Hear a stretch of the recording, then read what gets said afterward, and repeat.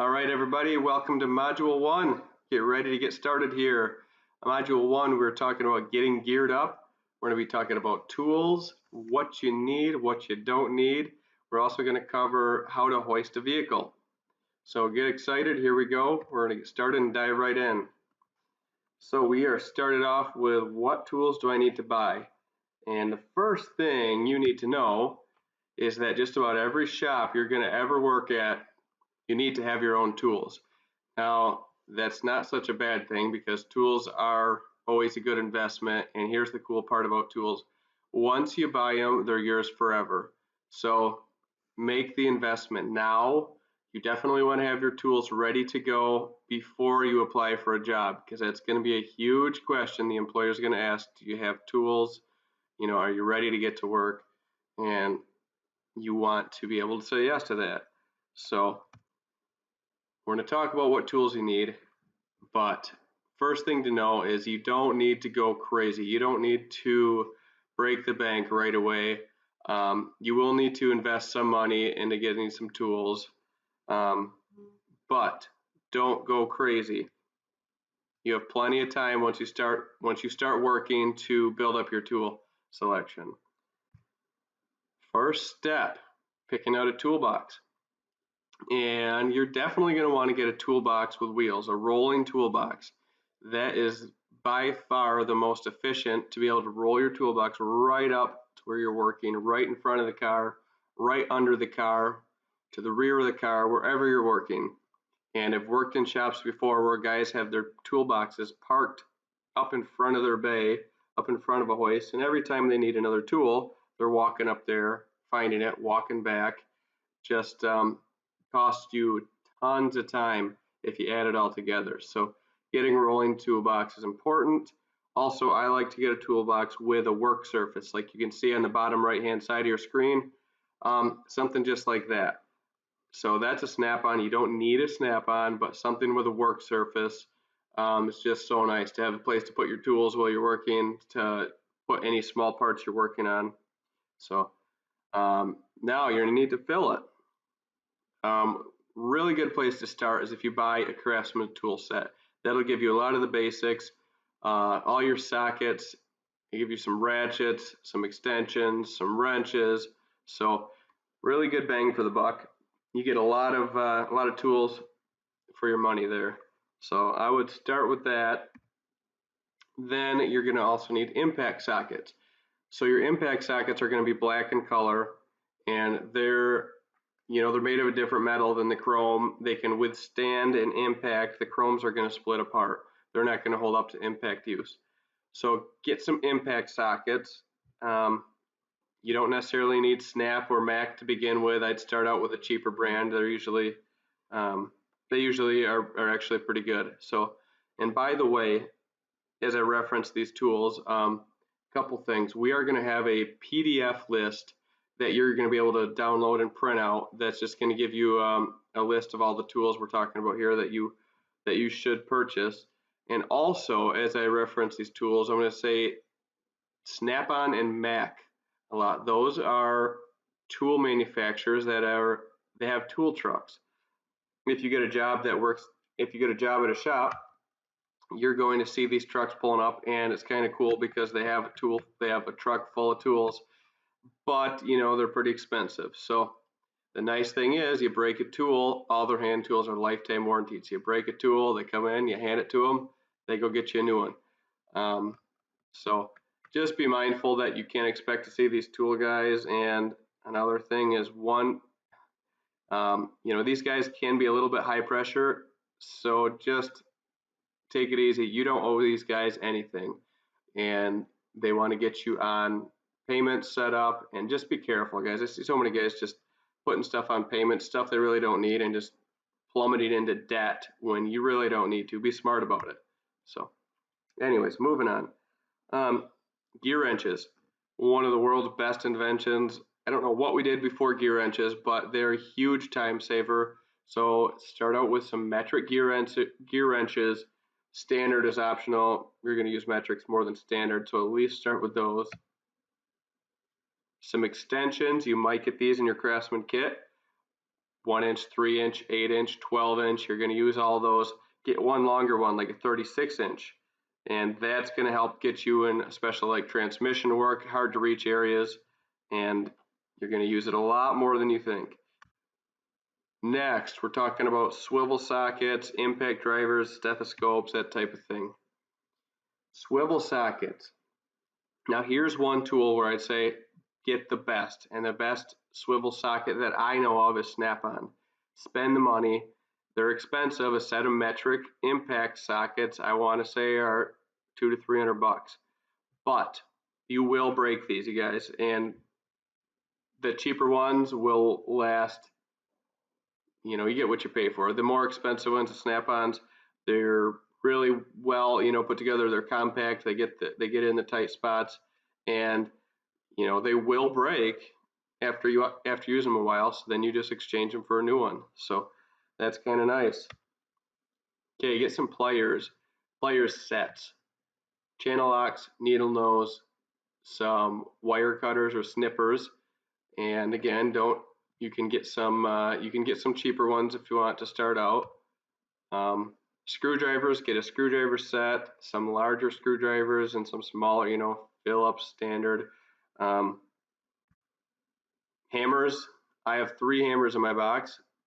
Ball peen hammers. We don't need claw hammers because we're not working construction. We shouldn't be pulling any nails out of the roof, out of any roofs. So ball peen hammers. I have a small one, a medium one, and I have, like, I think it's about a 1-pound mallet in my toolbox. And you use those, you know, more than you think. And then we're talking about pry bars. You can get a pry bar set, might be a good idea, but get at least one big pry bar in your toolbox. I like, you know, about 3 foot, something like that to put in your toolbox. Cheap punches, get a punch set. I wouldn't spend a ton of money on these. You don't use them that often, but when you need them, you need them. Center punch. Let's see. Center punch is, again, inexpensive tool, but really nice when you need it. It's about the shape of a pencil, a little bit thicker. It's got a steel tip that kind of protrudes. And as you press that against the head of a bolt or somewhere like that, it snaps and it leaves a little indent. And you can, that's how you get a drill bit started without it walking all around. So center punch, and finally a stethoscope. Stethoscope you're going to use. You didn't know you were going to be doctors, but you are. You look really important too when you wear it. So there's a benefit. You're going to use that to diagnose noises, wheel bearings, drivetrain noises, that kind of stuff. And that's an inexpensive thing as well. Impact driver. This is a great tool, great invention. Phillips standard, but yeah, a lot of times you'll see a Phillips screw holding something together, and you put a screwdriver on it, you're just not getting that thing apart. With an impact driver, it allows you to smack that thing with a hammer. So you hold that with your hand, you press the tip of the say the Phillips bed against the screw, you smack it with a hammer, and as you drive that thing with a hammer, it's going to, at the same time as you're smacking it, it's going to put a twisting force on it. So it'll let you break these screws free, and you'll be amazed at how well it works. So that's a must-have right there. Tire pressure gauge, tire inflator, self-explanatory. Okay, next, there's 3 things that I always keep in my shirt pocket at all times, in the pocket of my uniform, and just my go-to stuff that I use constantly, so I always keep them in there. A pen light. Streamlight makes a great pen light. They're durable, they're waterproof, drop them in oil, and they are a lifetime warranty if you get them off the tool trucks. So that is, let's see, okay, next, pocket screwdriver. A lot of the tool trucks would give you these for free, but pocket screwdriver, use them all the time. And finally, an ink pen. Just keep these 3 things in your pocket, you'll be good to go. Air tools.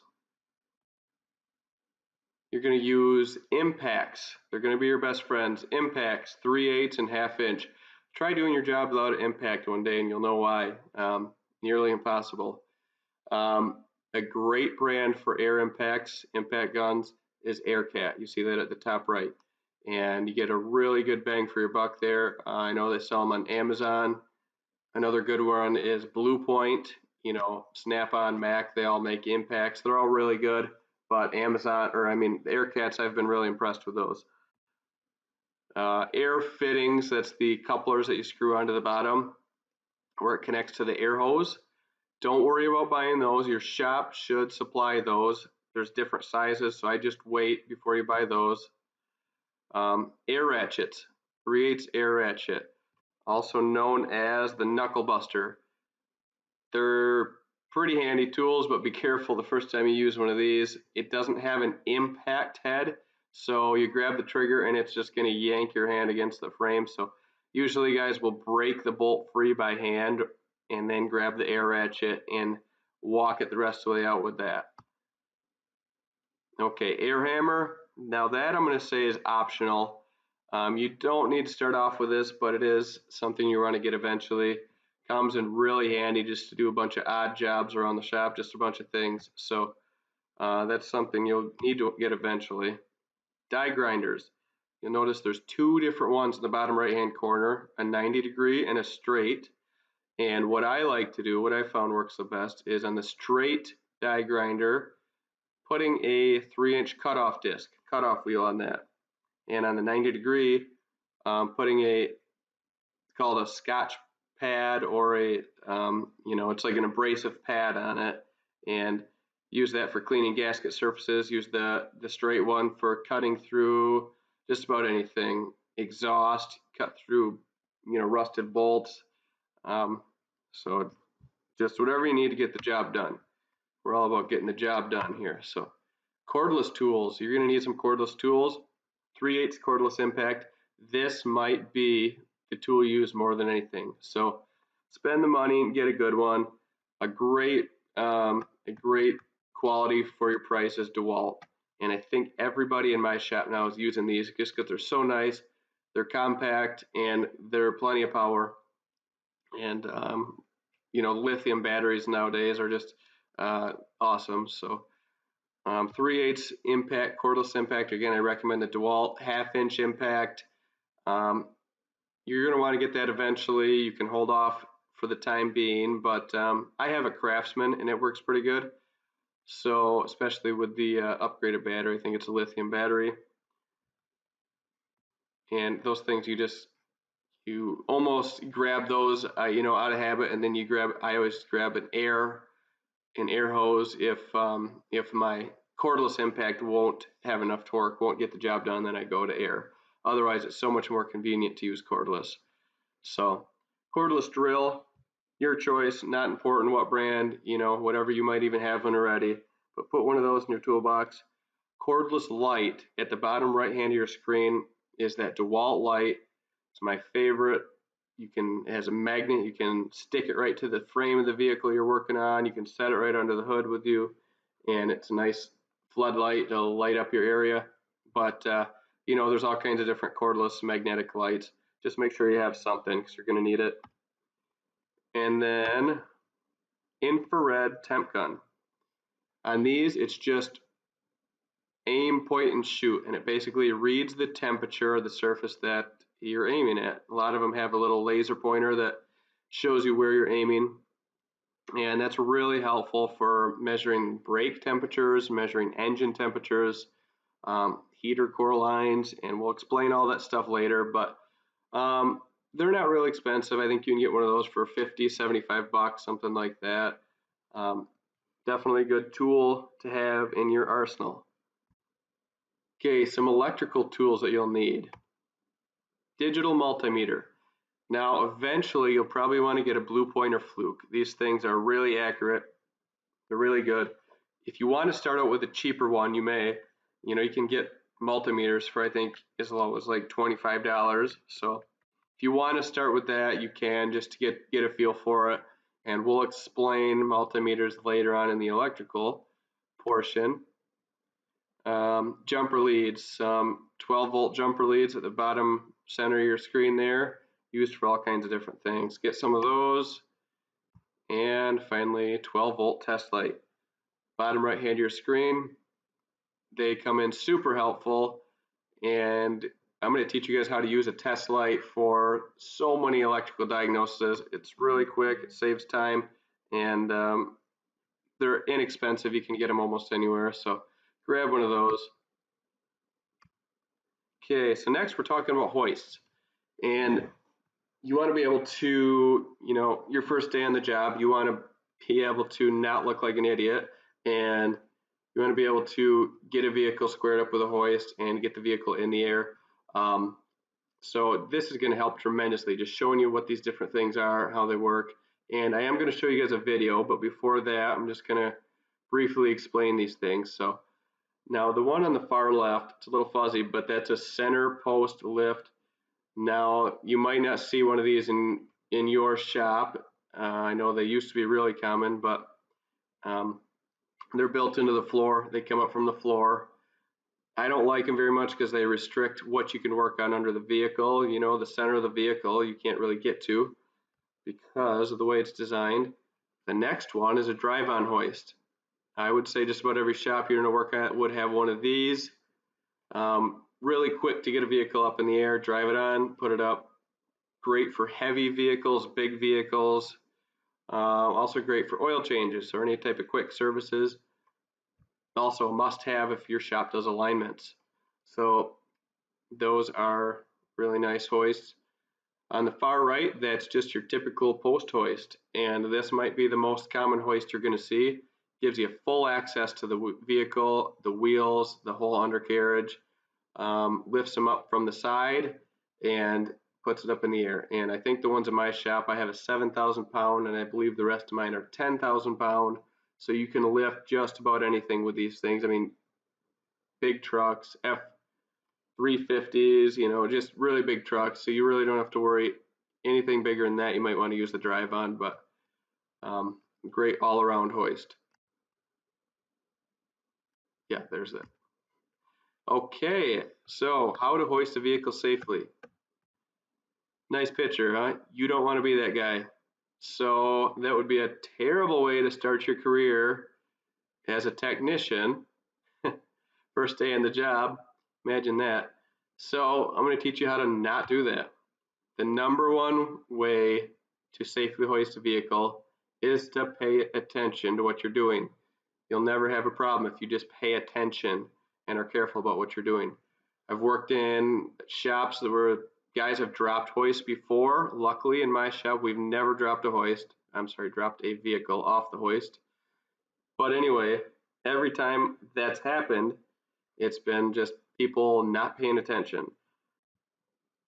Now, until you're 100% confident, just feel free to ask. Ask about anything. Ask the guy next to you. If you're about to hoist a car, you're not 100% sure, just say, hey, what do you think about this? Is this okay to hoist it here? Can I lift it here? Ask somebody to check if you're not 100% sure. After a couple weeks putting cars up in the air, you'll have a handle on it, and you won't even think twice. It'll just be natural. Don't be this guy. Make sure you do it right. Also, always double check before you let the vehicle down. Goes without saying, but guys, it's really easy to do. If you got a jack stand under the vehicle and you're not paying attention, or you put your toolbox under the vehicle and you forget about it, you have tires, that's a big one. So you set the tire against the side of the hoist and you're working in the car and you let it down and the hoist arm comes right on top of the tire and pops it. So just pay attention and you'll avoid all kinds of problems. So here just shows a couple things. On larger vehicles, you're going to want to grab the frame rail. On smaller vehicles, you can lift at what's called the pinch weld. So the bottom center of your screen there, that's a pinch weld. You can grab that with the hoist and you'll be fine. On larger vehicles, however, you want to look for frames, any sort of frame support of the vehicle. In the illustration number 2, that's the frame of the vehicle, and then number 3. So on that vehicle, they're lifting from both the pinch weld and the frame. on trucks, SUVs, stuff like that, you always want to lift from the frame. So, all right, now we're going to show you this video, and it's going to just show me lifting a car and kind of some safety things to watch out for. Okay guys, so I'm going to show you how to properly hoist a car and get it up in the air safely and quickly. First thing you have to remember is keep the window down. If you pull in, always keep the window down. Pull inside, keep the window up. We've had vehicles that just magically lock themselves. So that's a trick. Go ahead and pull the car in.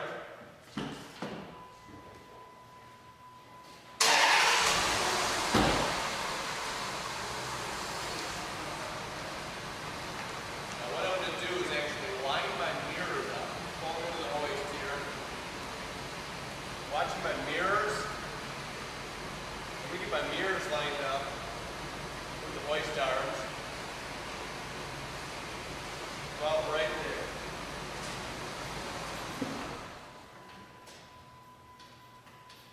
Shut the car off. And just to have it, I've got into is pop the hood. Now I'm going to go ahead and put the hoist arms under the vehicle, and I'm going to actually move the vehicle up just a little bit by looking at it. You want to center the weight.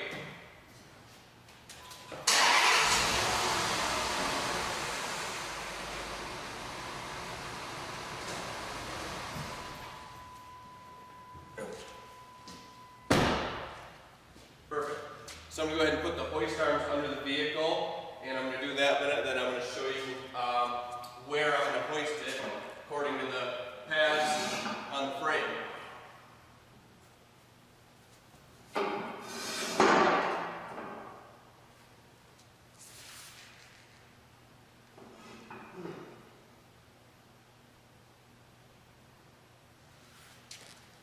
Over the other side and do the same thing. Okay, so I'll see if I can get the camera at the correct angle so I can show you.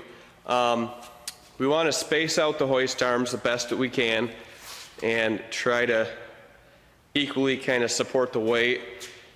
It is tendency to have the majority of the rear of the vehicle off to the rear of the hoist.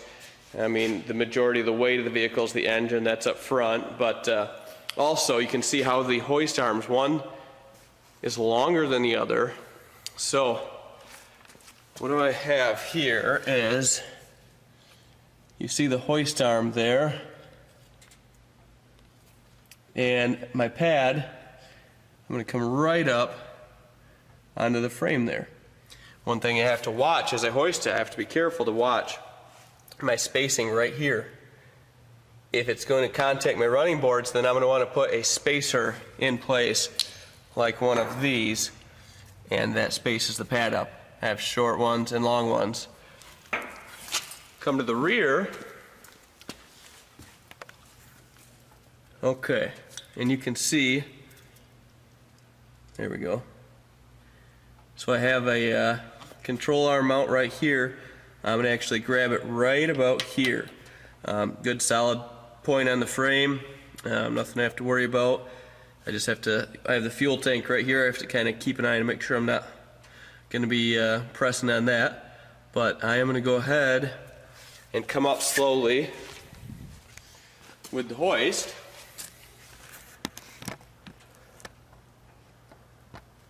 So I'll put that right there so you can watch it. There we go.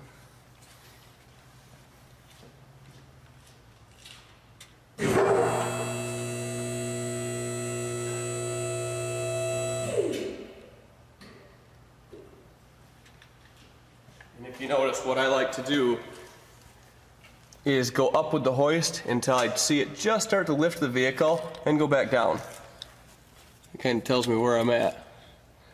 Okay, so I'm pretty happy with this one. Maybe kick it out just a little bit further.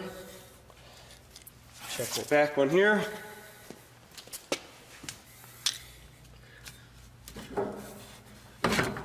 There. Okay, go to the other side of the vehicle. Here's the rear one on this side. Yep, that's right where you need it to be. And finally,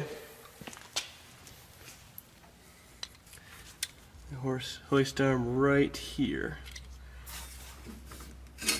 Okay, it looks good. So, we're gonna go ahead and go up with the hoist. And I'm gonna show you, now every hoist is probably gonna be a little bit different, but pretty similar to this setup here. These are Danmar's, they're 10,000 pound hoists. So basically, what we're gonna do, and I'll set the camera down a minute.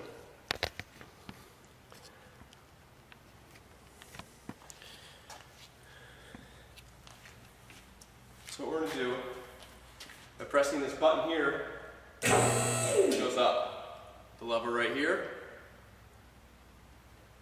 lets it down. This lever off to the side right here is our locks. I'll show you that in a minute. So I'm gonna go up with the car.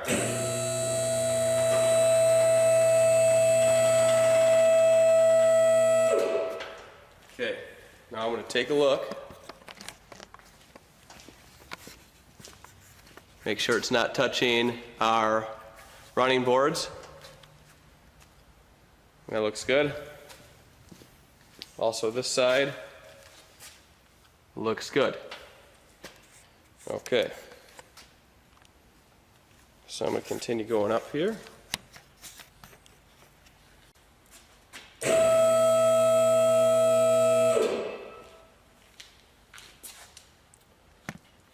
Okay, so now the vehicle is fully suspended. Okay, now that I have the vehicle fully suspended, what I like to do is just kind of go to the back, give it a little bounce test, make sure it feels stable. Sometimes you'll do this and you'll actually feel the vehicle want to lift off the hoist. That's when you know you have to center the weight a little bit better. We're doing the same to the front here, and that feels good. I know I'm not going to cause any problems there. So now we're going to keep going up with the hoist.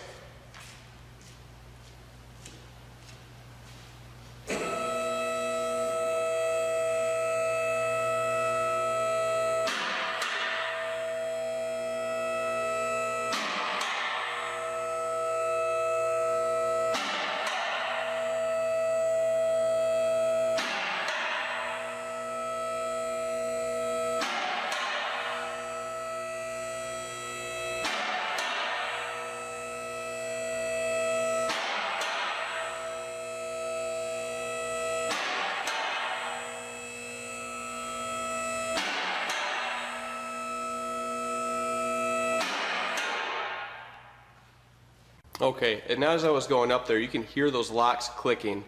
So, now what I'm going to do, using this lever here, I'm going to let it back down. It's going to rest on the locks. Now you can safely work on the vehicle. You know, no matter what happens, the locks are holding it up. You're not worried about the hydraulic pressure holding it up at that point. So now, if I'm ready to go down with the hoist, what I'm going to do, put it up in the air. These are my locks. This is my lock lever, so I'm going to put it up in the air. Now I'm going to press this red lever in. That's releasing my locks. Locks are like little hooks. We're going to release those, and I'm going to slowly push down on this lever here. It's going to release the hydraulic pressure. And we're coming back down. Keep an eye on it, make sure everything looks good, make sure you're not against a jack stand that you forgot to leave on the vehicle, anything like that.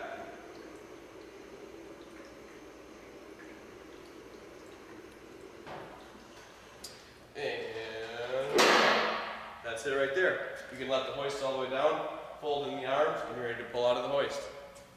It's that easy.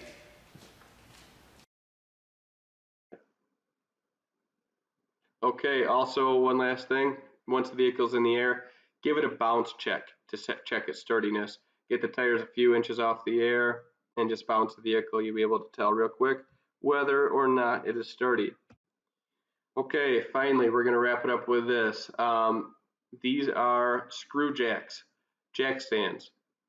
any vehicle you put up in the air, if it's not 100% sturdy, or if it's an extra long vehicle or extra heavy vehicle, might be a good idea to just grab one or two of these, throw them up under the vehicle, and it's going to make it a lot more sturdy while you work on it. And you're also going to feel a lot safer while you're under there yanking around and grabbing on things and pulling on things than when the vehicle's not bouncing around. Okay, so that is it for Module 1. That was way too easy for you guys. Stick around for Module 2. Module 2, we're going to talk about routine services and repairs and how to do a quick vehicle inspection. So make sure you come back for that, and we'll talk to you soon. See ya.